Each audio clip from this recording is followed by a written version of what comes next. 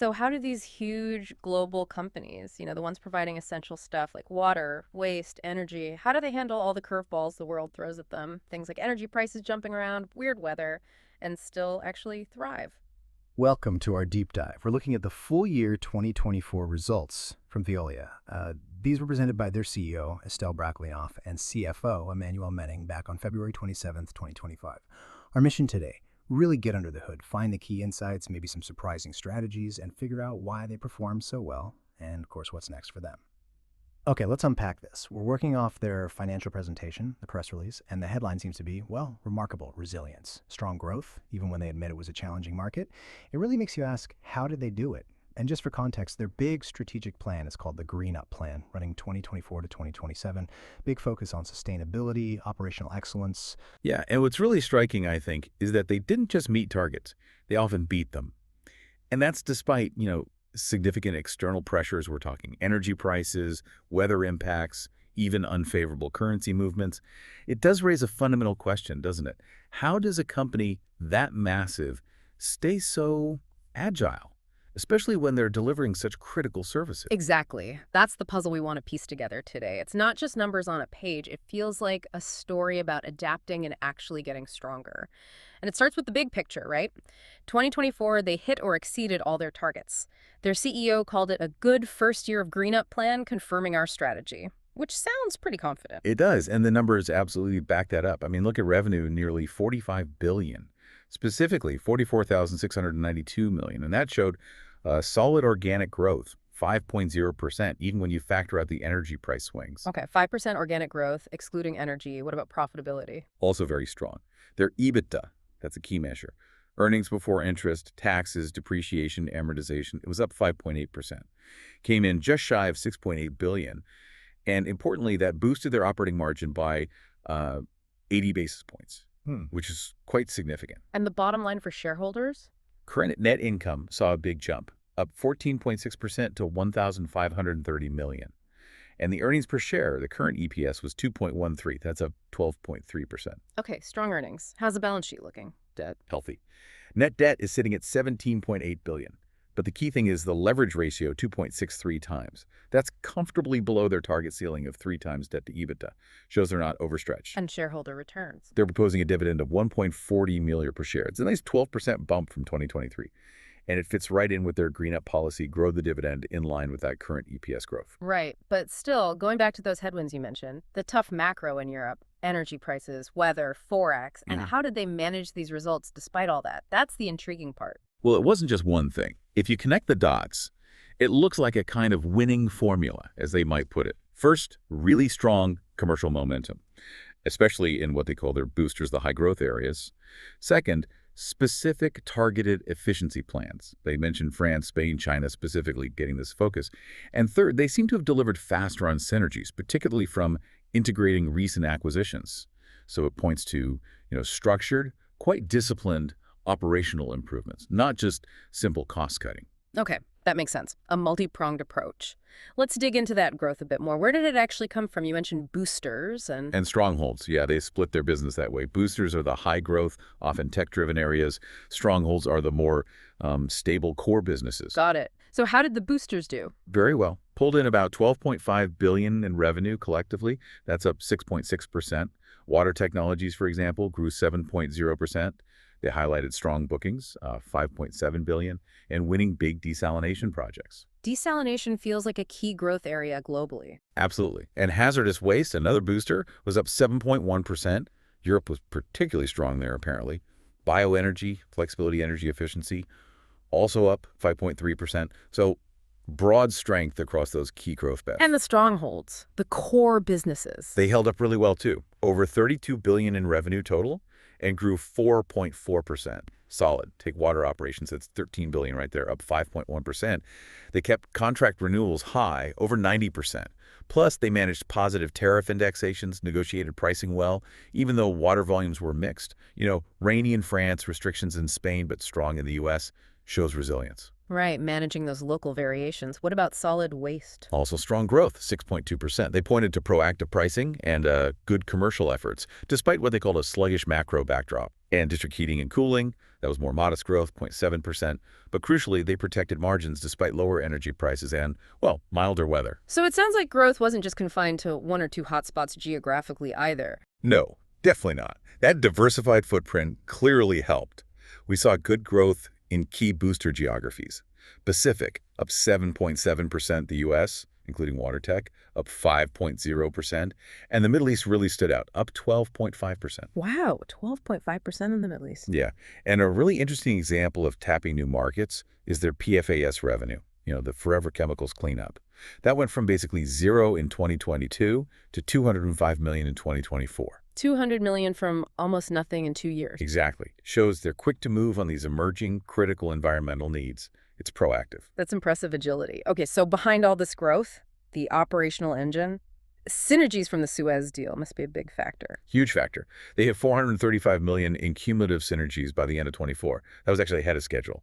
So much so they bumped up the total target now, aiming for $530 million by 2025. And where are those synergies coming from? Just cutting heads? No, it's more nuanced. Yeah. The breakdown they gave was about a third from operational efficiency, only 16% from SG&A cuts, but over half 51% from procurement. Procurement, so buying better, basically. Buying better, consolidating suppliers, leveraging their scale across the combined group. Significant savings there. Okay. And beyond merger synergies, just regular efficiency improvements. Yeah, they delivered $398 million in those standalone gains in 2024. Again, beating their annual target of $350 million. The focus there is on recurring stuff, digital tools, optimizing processes, energy efficiency within their own operations, commercial effectiveness, plus those specific action plans in France, Spain, China we mentioned. And they're using new tech, too. You mentioned AI. Right. They specifically mentioned a partnership with Mistral AI, the French AI company, using generative AI presumably to find new efficiencies, maybe optimize operations further. Interesting. So it's this blend of large-scale integration benefits and continuous tech-enabled improvement. Seems quite embedded. It really does. It points to a very disciplined culture around cost, but also innovation. Does that efficiency approach look the same everywhere, or do they have to tailor it, say France versus China? Oh, absolutely tailored. I mean, the overall goals, digitalization, process improvement, are likely global. But how you achieve that in, say, a highly regulated European market versus a rapidly developing one, it's going to differ. Local conditions, regulations, infrastructure, it all plays a part. Global framework, local execution. Makes sense. Okay, looking ahead then. How are they using their capital, investing for more growth? Definitely. They've ramped up growth CapEx quite a bit, up 23% to $663 million. And it's clearly targeted at those boosters. Water tech, hazardous waste, bioenergy, energy efficiency. They mentioned, for example, 5 new hazardous waste plants coming online between now and 2027. So building new capacity. Exactly. And also strategic shifts like exiting coal power generation. They flagged Poznan in Poland for 2025, expecting a decent return on that move. They're also doing smaller bolt-on acquisitions, tuck-ins, made 8 in Spain last year, mostly in bioenergy. And selling things, too. Managing the portfolio. Yep. Active management. They mentioned selling SED in France and RGS in the U.S. assets deemed non-strategic, so constantly optimizing where the capital is deployed. Okay, so investing heavily, but also managing debt. You said the leverage ratio is comfortable, 2.63x. Does that give them enough firepower for these plans? It seems so. Their financial position looks robust. They generated over €1 billion, 1,156 million in net free cash flow last year. And that debt level, $17.8 billion, is manageable with that leverage ratio. Plus, they highlighted a smooth repayment schedule. And crucially, 97% of their net debt is at a fixed rate. Oh, that's huge in the current environment. Locks in their costs. Exactly. Provides a lot of stability and predictability. Their investment-grade ratings from Moody's and S&P reflect that strength. B1 and BBB both stable. It really shows a focus on long-term financial solidity. You do wonder, though, how sustainable these efficiency gains are year after year. But their continued investment, especially in tech like AI, suggests they believe there's more to unlock. Right. That stability is key for the future. Let's talk about that future, the GreenUp plan for 24 to 27 and what they expect for 2025 specifically. What are the big targets? Okay, GreenUp is the roadmap. Key goals by 2027. Solid revenue growth, again, excluding energy prices. Get EBITDA up to at least $8 billion. Keep finding $350 million in savings per year. Grow current net income by about 10% annually, compound growth rate. Keep leverage at or below 3x. And, as we said, grow the dividend alongside EPS. Ambitious goals. And for this year, 2025. Guidance looks pretty confident. Continued solid organic revenue growth, organic EBITDA growth targeted at 5% to 6%, efficiency gains again expected to be over $350 million, and hitting that higher synergy target, the cumulative $530 million by year-end, meaning they expect another $95 million in synergies during 2025, and bottom line, current net income growth around 9%. It's fascinating how all these financial targets really rest on their global leadership position, isn't it? Operating in 44 countries, often top three-player, significant R&D, thousands of patents.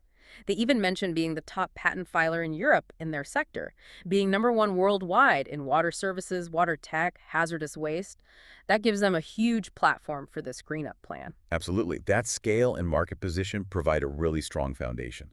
It's not just about being big. It implies deep expertise, credibility, the ability to deploy solutions globally. And it sounds like we'll get more details soon. They mentioned upcoming sessions. Yeah, they flag specific deep dives planned for 2025, one on waste in France, another on desalination in the Middle East, and one focusing on innovation, tech and AI in the US. That should shed more light on the Mistral AI partnership and their whole digital strategy. Okay, so let's try and wrap this up. Veolia in 2024, remarkably strong performance. They hit or beat all their targets despite a tough environment. Key drivers seem to be that strategic focus on high-growth boosters, combined with relentless operational efficiency from merger synergies and ongoing improvements, increasingly using tech like AI. Disciplined capital use, too. And they've laid out a clear, pretty ambitious path forward with the GreenUp plan. Shows a lot of confidence. It does. So for you, the listener, I think this deep dive shows something important.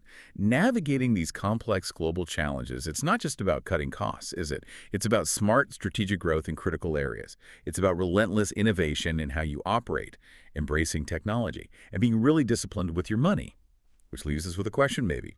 In a world facing ever-increasing environmental pressures, how much further can this combination of essential services meeting advanced tech really push the boundaries of what resilience means for big global businesses?